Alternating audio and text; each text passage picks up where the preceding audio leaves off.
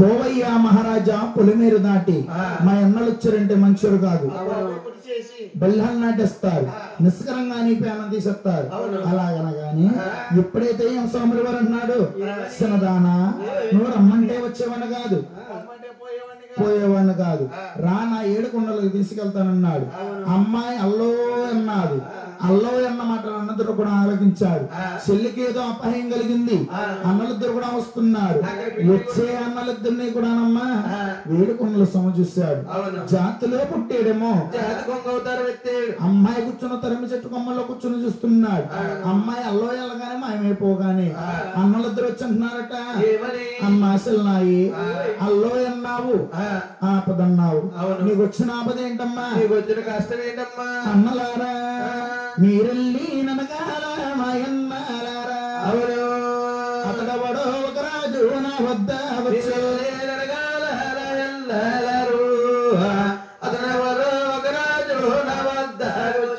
నన్ను ఓలే వస్తే అన్నాడు అన్నయ్యా, పిలిచాడు అన్నయ్యా, కాదు కూడదన్నాడు. ఇప్పుడు దాకా ఎక్కడ ఉన్నాడు? అమ్మా చెల్లాయి అతను ఊరేంటో తెలుసమ్మా, పేరేంటో తెలుసమ్మా. ఎప్పుడైతేనమ్మా ఈ యొక్క అమ్మాయి కల్లారా చూసి మనసారా ప్రేమించిందేమో, స్వామికుండే రూపురేఖలు అన్నగారితో ఉన్నస్తుంది. లేదండి, అందరూ కట్టొద్దాం అనుకుంటే ఎదురుగడతో పెట్టినట్టు తమ్మంతో పెట్టి పడుకున్నారు. నిద్ర వచ్చేస్తుందని నిద్రపోవడం ఉపాయం ఉంటే చెప్పకూడదు వంశీయ చుట్టాలకి? నిద్రపోయే ఉపాయం చెప్పంటారండి. ఇదిగో పెళ్లి వస్తుందని పెళ్లి కారం ఆడించుంటారండి, ఆడించారు. ఆ కారంలో తవ్వ కారం తెచ్చి లోట నీళ్ళు వేసుకుని శుభ్రంగా గిలకొట్టి అందరికి తల సొప్పించారని టీ గలసుడు ఒంట్లో పోసుకుంటారు. కొళ్ళు మండిపోతారండి నిద్రముఖమా, నిద్రపోతారండి. నిద్రపోతుందా? ఇంకా తేలికండి ఉండే చెప్పు. చెప్తాడు బాబు ఏమన్నా తెలుసా నీకు? ఏం చేద్దాం నువ్వే చెప్పి కూడా. చీపురు కట్ట, చీపురు కట్టలో 10 ఇనుపులు తెచ్చి ఇదంతా తుడుతావా? తుడితే కదండి. ఇంకా ఇంకా అయిపోయి కొడతాను. అమ్మ లెగ్గొట్టమ్మాయి అయ్యి కూతురు మేము ఎంత పడతానని నిద్ర నువ్వు తెలుసుకుని ఈ కొన్నకి దోపెట్టుకుంటే నిద్రలేకపోతే కదలకపోతే మనం వెళ్ళిపోతుంది. ఏమంటే తెలుసా పెద్దింట్ల అమ్మగారు? మీరు చూస్తున్నారు కదా, మేము పాడేస్తాం. పెద్దింట్ల అమ్మగారు అన్నారు, కుర్రోడు చిన్నోడు అయినా తేలికంటే చెప్పాడు, ఒకసారి పెట్టుకుని చూపెట్టమంటున్నాడు. నేను పెట్టుకోనండి, మొన్న ఎట్టుకున్నాడు అమ్మ కుంట్లో కూడా చేసుకున్నాడు. 4 రోజులు సంబరం ఇంటికి పడుకున్నాడు. చూడండి తల్లి, ఎప్పుడైతే ఈ అమ్మాయి అన్నగారికి వండిస్తుందట, అన్నలారా నల్లాగా ఉన్నాడు నామాలున్నాయి, 4 సేతులు స్వామికి ఉన్నాయి, ఉన్నాడు నామాలున్నాయి, 4 చేతులు చక్రాలు, పక్కన 10,000 చుక్కల గల రాజు. అమ్మా చెల్లాయి అల్లిపించోక తల్లి, అతడెవడో కాదమ్మా, గోవిందరాజు తమ్ముడంటే అతడేనమ్మా. పిల్లాన్ని మంగాదేవిని విడిచిపెట్టి 7వ భర్తను గుళ్ళో గొప్పలు కట్టుకుని ఒంటరి ఉన్నాడు. నువ్వు మా చెల్లహమని చెప్పేవంటే నీ ఉసుకు రాడమ్మా. అలాగని ఆ రోజుకున్నారు. తెల్లారి పొద్దున్న ఏట్లకి వెళ్ళాలి, ఏట్లకి వెళ్ళకపోతే పొట్టలు గడవు. ఏట్లకి వెళ్ళి అన్నగారు తమ్మ ఉంటుంది, ఎనతారన్నయ్యా మీరు వెళ్ళుతారు, అన్నయ్యా అని వచ్చుతారా,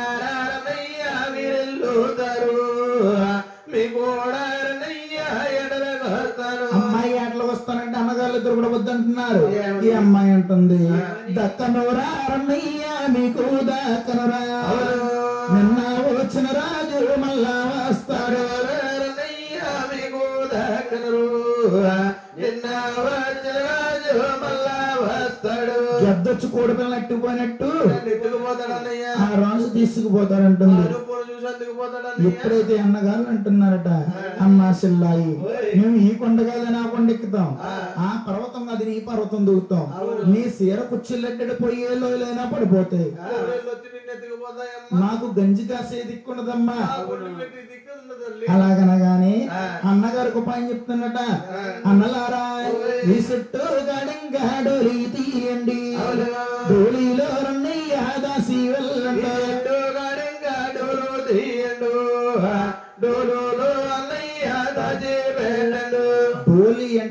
భాషలో డోలి, మన భాషలో గొయ్య. ఫకీర్ అన్నవాడు బాంబేశాడు, పాంచలన్నవాడు బాంబేశాడు.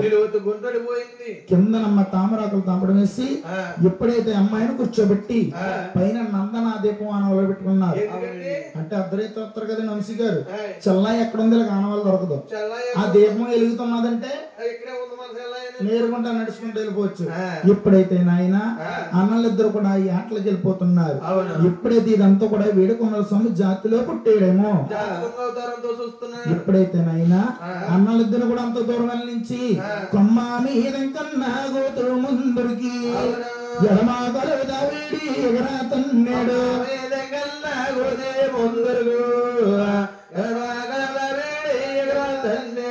ఈ దావిడెల్లి కంచికి కాళాస్త్రికి మహింగా పడ్డాది.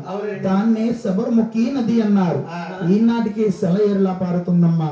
ఎప్పుడైతే నాయన ఈ అమ్మాయి అంటున్నాడు, సినదానా నిన్న వస్తే అనుకోనున్నావు, ఈ ఆలమో గోతులో తోకుంటావా, గోతులో దానా ఎలా అంటాడమ్మా. ఏమో పెద్ద గారు అలా అన్నాడా వెంకటబాబు, గోతులో తోకుంటావు గోతులో దానా అన్నాడా.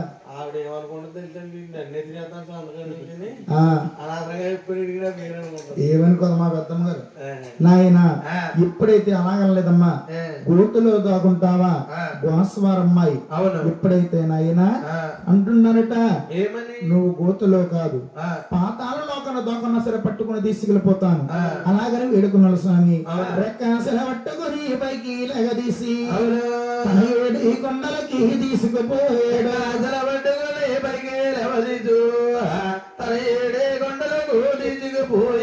రాకుండా వేసాడు రాగి తాళాలు, విడకుండా వేసాడు ఎత్తడి తాళాలు, రాగి తాళాలు ఎడకుండా వేసాడు ఎత్తడి తాళాలు. ఏడు దారబంధాలకి ఏడు కప్పలేసి కప్పేసి అమ్మాయి ఇంటి గేటికి సేటంత కప్పేసాడు.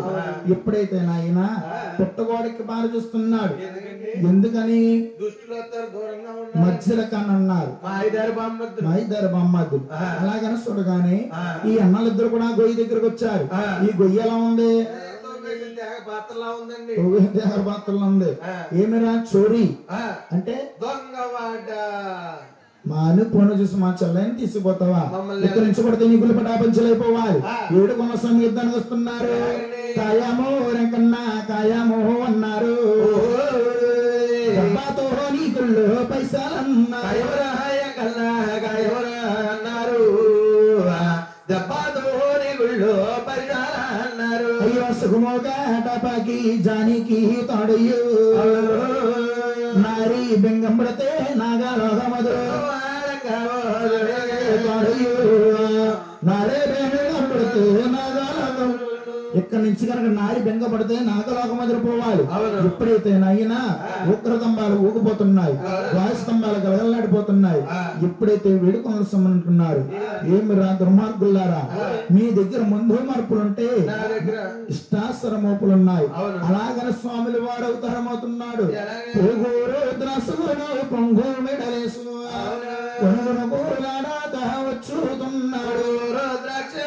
పొంగు మెడలేసు రుద్రాక్షల స్వాముల వారు ధరించి ముసల బ్రహ్మణ అవతారం ఎత్తుస్తున్నారు.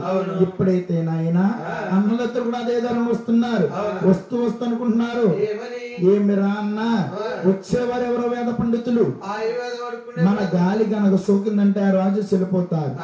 బ్రాహ్మణ సంపి కాశీ వెళ్ళి గోవును కొనిచ్చి దానం చేసి వచ్చినా సరే ఈ పాపం మనల్ని పట్టుకుని పీడిస్తుంటారు.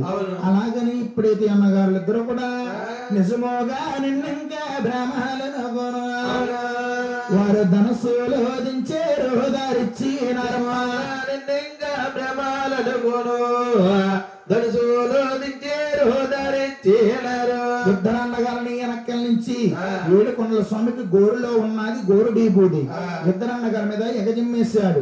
అంతంత విద్వాంసులు కూడా కొంచెం అంత విభూత కుండలకి దత మారిపోయారు. వీళ్ళ మధ్య రకంగా విడిచిపెడతాం నయం కాదు. వీళ్ళ చెల్లెలు నా భార్య, వీళ్ళ నాకు బామ్మద్దులు. అలాగని తీసుకెళ్లి ఏడో భర్తన ద్వారపాలికలను చేసుకున్నారు. గోవింద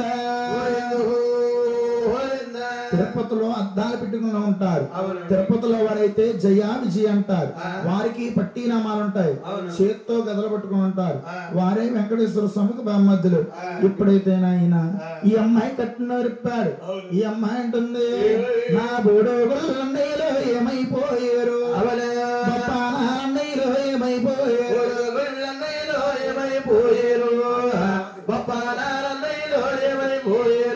ఎప్పుడైతే గుండె అంటుంది, గుండె పోరు తెచ్చాలి.